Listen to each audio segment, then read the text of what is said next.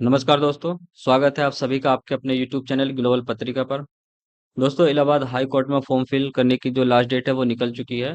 आशा करता हूं आप सभी ने इसमें फॉर्म फिल किए होंगे। किसी ने ग्रुप सी में, किसी ने ग्रुप डी में, या किसी ने स्टेनो में, या किसी किसी दोस्तों ने सभी में इसमें फॉर्म फिल किए होंगे। दोस्तों, इसमें आपने सिलेबस देखा होगा, 25 नंबर की इसमें हिंदी आनी है और 25 नंबर अपने आप में एक बड़े मायने रखते हैं। जिन दोस्तों ने स्टेनो में फॉर्म फिल किया उसके लिए देखिए हिंदी, यानी हिंदी से शॉर्ट हैंड है उनकी, तो हिंदी देखिए बहुत बड़ी भूमिका निभाएगी उनके लिए। एक तो पेपर के लिए, दूसरा देखिए जो हिंदी की शॉर्ट हैंड होती है उसमें वर्तनी शुद्धिकरण पर बहुत ज्यादा जोर देना होता।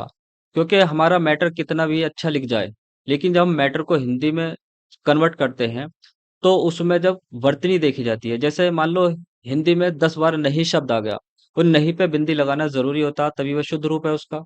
और आपने नहीं पे बिंदी नहीं लगाई तो मान लो आपकी 10 गलती हो गई। यानी हिंदी को हमें शॉर्ट हैंड के लिए भी पढ़ना है और हिंदी को पेपर के लिए भी पढ़ना है। तो इसको देखते हुए देखिए हमने इलाहाबाद हाई कोर्ट में जो 25 नंबर की हिंदी आएगी इसमें हमने प्रैक्टिस सेट शुरू करने की यहाँ पर सोची है। इसमें हम आपको डेली 15 या 20 क्वेश्चंस कराएंगे प्रैक्टिस के तौर पर। क्योंकि अभी तक आपने हिंदी पढ़ रखी होगी, आशा करता हूँ किसी ने ऑनलाइन के माध्यम से या ऑफलाइन के माध्यम से, या किसी ने सेल्फ हिंदी पढ़ी होगी।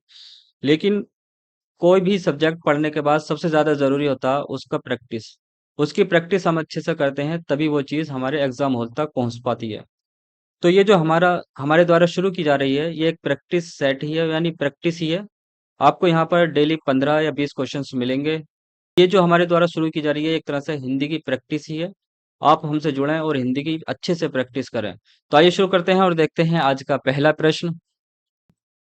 तो हमारा आज का पहला प्रश्न है, वर्ड किसे कहते हैं? ऑप्शन ए शब्द को, ऑप्शन बी ध्वनि को, ऑप्शन सी शब्द समूह को, ऑप्शन डी अखंडित शब्द को। तो इसका सही आंसर है ऑप्शन बी ध्वनि को। यहाँ पर दोस्तों सिर्फ इतना याद रखना हमें, देखिए जो वर्ड है ये ध्वनि का लिखित रूप होता है और जो ध्वनि है ये वर्ड का मौखिक रूप होता है। यानी जो हमारी वर्णमाला है, वर्णमाला, ये देखिए वर्णों का व्यवस्थित रूप, व्यवस्थित रूप, यानी वर्णों का व्यवस्थित रूप क्या कहलाती है? वर्णमाला कहलाती है। और इसमें हम देखते हैं एक स्वर होते हैं और दूसरे व्यंजन। व्यंजन, जब इनका स्वर और व्यंजन का जो लिखित रूप है वो वर्ण कहलाता है और वर्णों का मौखिक रूप ध्वनि कहलाता है। इस क्वेश्चन से सिर्फ इतनी जानकारी हमें याद रखनी है। अगला प्रश्न है, निम्न में से ह्रस्व स्वर नहीं है। ऑप्शन ए है अ, ऑप्शन बी ई, ऑप्शन सी ई, ऑप्शन डी उ। तो इसका सही आंसर है देखिए बी, यानी बड़ी ई जो है ये क्या है? देखिए दीर्घ स्वर है। दीर्घ स्वर, दीर्घ स्वर है। यानी हम देखें उच्चारण काल के आधार पर स्वर दो प्रकार के होते हैं। यहाँ पर देखिए स्वर की बात की जा रही है तो ये उच्चारण काल के आधार पर दो प्रकार के होते हैं, एक ह्रस्व और दूसरा दीर्घ स्वर। दीर्घ स्वर, जो ह्रस्व स्वर हैं यानी लघु स्वर, ये चार हैं। एक छोटा अ, छोटी ई, छोटा उ और री। ठीक, ये चार ह्रस्व स्वर हैं, बाकी सात क्या हमारे ये दीर्घ स्वर होते हैं। कौन कौन से? बड़ा आ, बड़ी ई, बड़ा उ, ए, ऐ, ओ, ओ और औ। एक दो तीन चार पाँच छह सात, ये जो सात हैं ये दीर्घ स्वर कहलाते हैं। यानी टोटल हम स्वर की बात करें तो देखिए 11, यहाँ पर 11 स्वर का हम वर्गीकरण करके देखते हैं उच्चारण काल के आधार पर। अगर प्रश्न आए देखिए मूलतः स्वर की संख्या कितनी है, तो वो हमें 11 ही लगानी है। ये भी प्रश्न आता है खाली स्वर कितने प्रकार के होते हैं, तब भी 11 लगानी है। यानी मूलतः स्वर पूछे या खाली ये पूछे स्वर कितने प्रकार के होते हैं तो 11। अगर प्रश्न में आए कुल स्वरों की संख्या कितनी है, जब इसमें कुल लगा हुआ तब हमें 13 लगाने हैं, क्योंकि दो अयोगवा होते हैं, एक अंग और दूसरा आह। ठीक, तो दूसरे क्वेश्चन से हमें सिर्फ इतनी जानकारी लेनी है।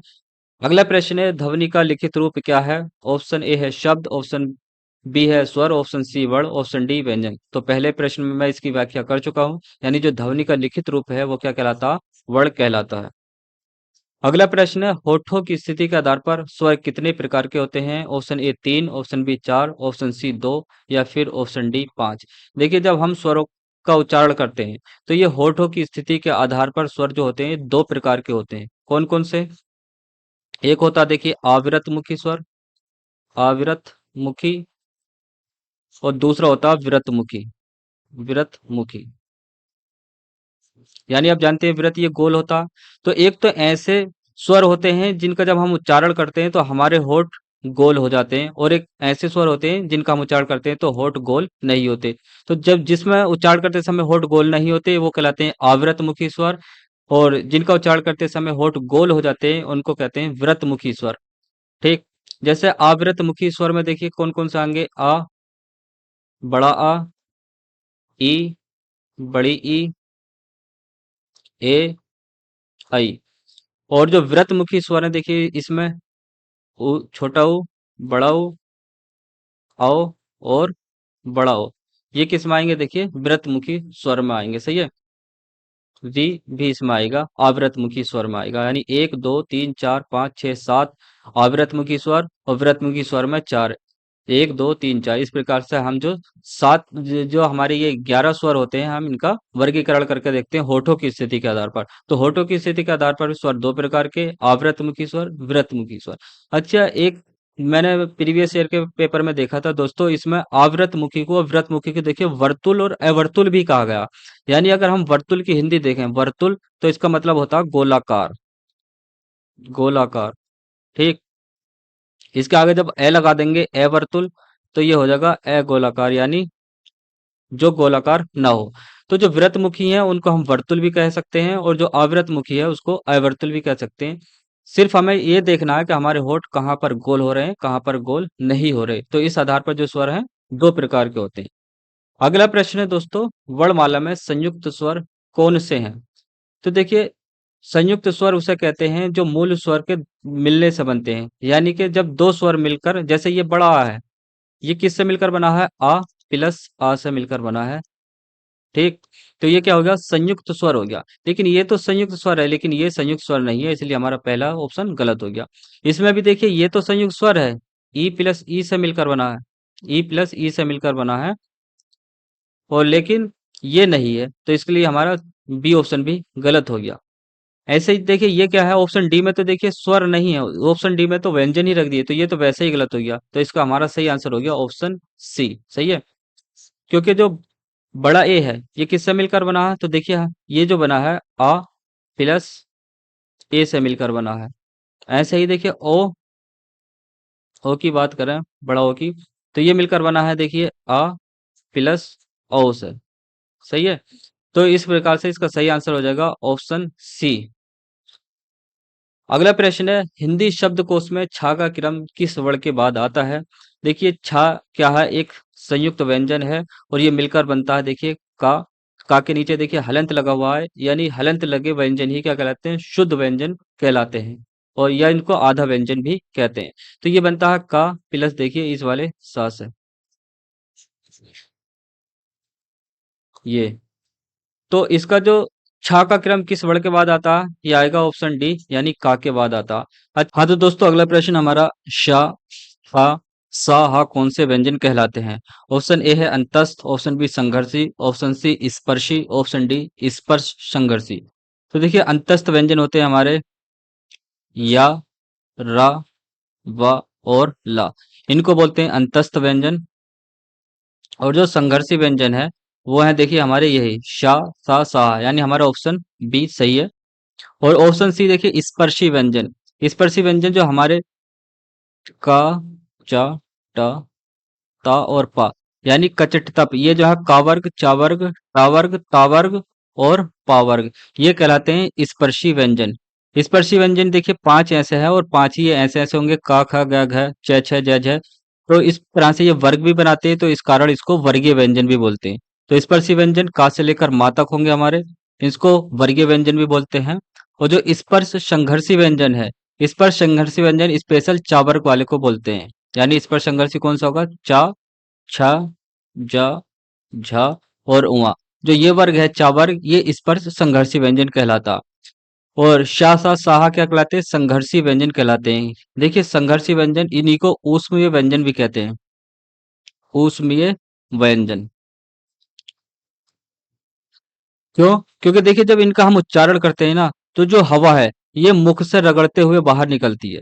जैसे ही हवा मुख से रगड़ते हुए यानी संघर्ष करते हुए बाहर निकलती है, तो इस तरह से एक हीट जनरेट होती है, और इसी कारण इसको ऊष्मीय व्यंजन भी कहते हैं। सही है। यानी ये मुख से संघर्ष करते हुए यानी रगड़ते हुए बाहर निकलती है जब हवा इससे। ठीक।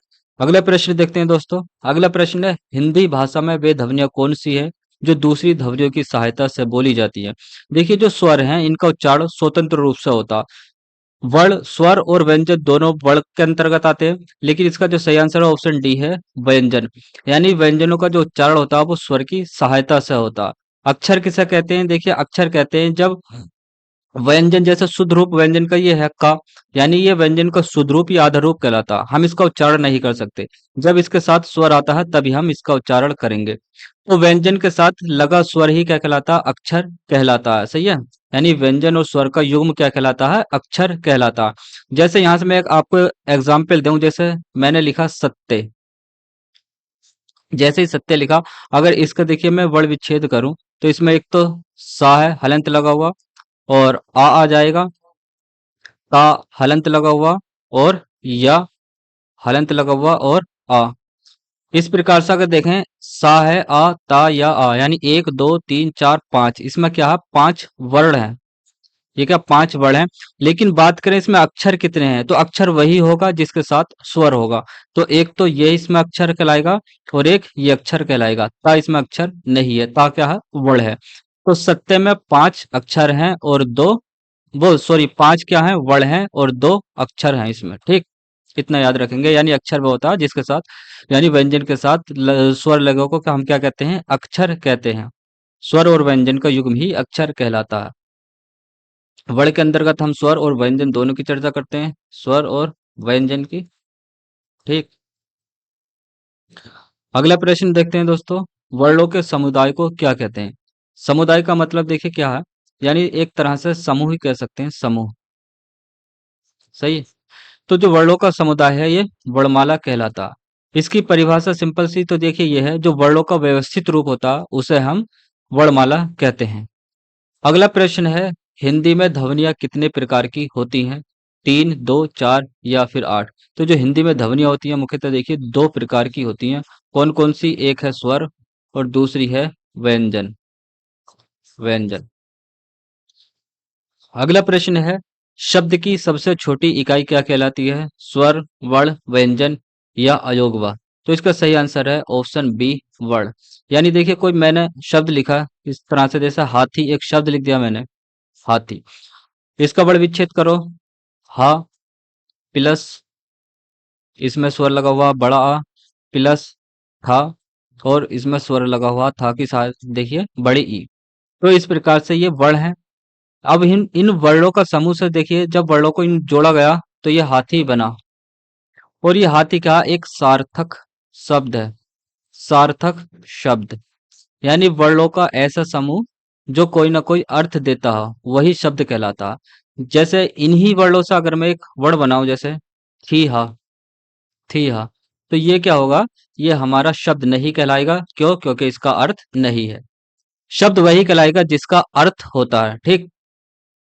अगला प्रश्न है दोस्तों, स्वरों का वर्गीकरण जब जीभ के आधार पर किया जाता है तो इसके अंतर्गत नहीं आएगा अग्र स्वर, मध्य स्वर, पश्च स्वर या विव्रत स्वर? देखिए, स्वरों का वर्गीकरण जब जीभ के आधार पर करते हैं तो ये होता है तीन प्रकार का। कौन कौन सा? अग्र स्वर, मध्य स्वर और पश्च स्वर। जो विव्रत है, इसका आंसर तो ये हो गया विव्रत। ये है देखिए मुख खुलने के आधार पर स्वर का वर्गीकरण। यानी जब मुख खुलने के आधार पर स्वर का वर्गीकरण करते हैं तो ये चार प्रकार से होता है। क्या? कौन कौन सा? देखिए, एक होता विव्रत, विव्रत स्वर। दूसरा अर्धविव्रत, अर्धविव्रत स्वर। संवृत स्वर और अर्ध संवृत स्वर। अर्ध संवृत स्वर। यानी मुख खुलने के आधार पर जब स्वर का वर्गीकरण करते हैं तो चार प्रकार से होता है, विव्रत स्वर, अर्धविव्रत स्वर, संवृत और अर्ध संवृत। लेकिन जब जीभ के आधार पर करते हैं तो स्वर का वर्गीकरण तीन प्रकार से होता है, अग्र स्वर, मध्य स्वर और पश्च स्वर। अगला प्रश्न है, निम्नलिखित में से कौन सा स्वर तालव्य नहीं है? तालव्य कौन सा वर्ग है? तो देखिए जो चा वर्ग है हमारा, चा वर्ग, ये आता है तालव्य में। तो देखिए कौन कौन से आते हैं? चा, छ, ज, झ और उआ। तो इसमें कौन सा आंसर है हमारा? ऑप्शन डी, का किस में आता है? तो ये आता है देखिए कंठे वर्ग में, कंठे वर्ग में। ठीक। अगला प्रश्न है, स्वर ए का उच्चारण स्थान कौन सा है? कंठोष्ठ, दंतोष्ठ, कंठ तालव्य, ओष्ठ।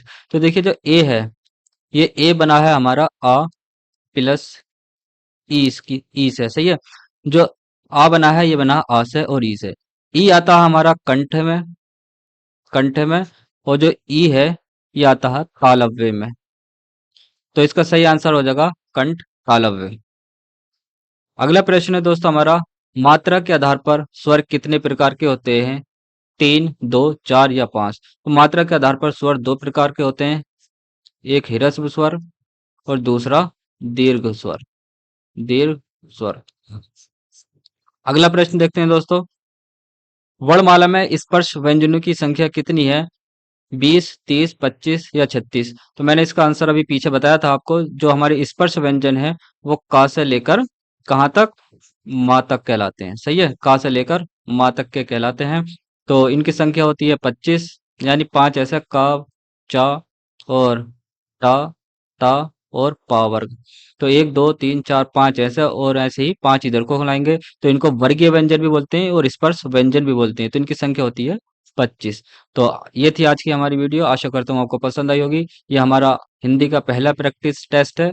इसको अपने दोस्तों के साथ शेयर करें, और इलाहाबाद हाई कोर्ट में जो 25 नंबर की हिंदी आनी है, उसके लिए हमारी ये प्रैक्टिस सेट बहुत ही महत्वपूर्ण भूमिका निभाएगा। अपने दोस्तों के साथ भी शेयर करें। और आज के लिए इतना ही, यानी 16 क्वेश्चन हमने कराए हैं, और ये सारे क्वेश्चन कौन से थे? प्रीवियस ईयर के थे। धन्यवाद।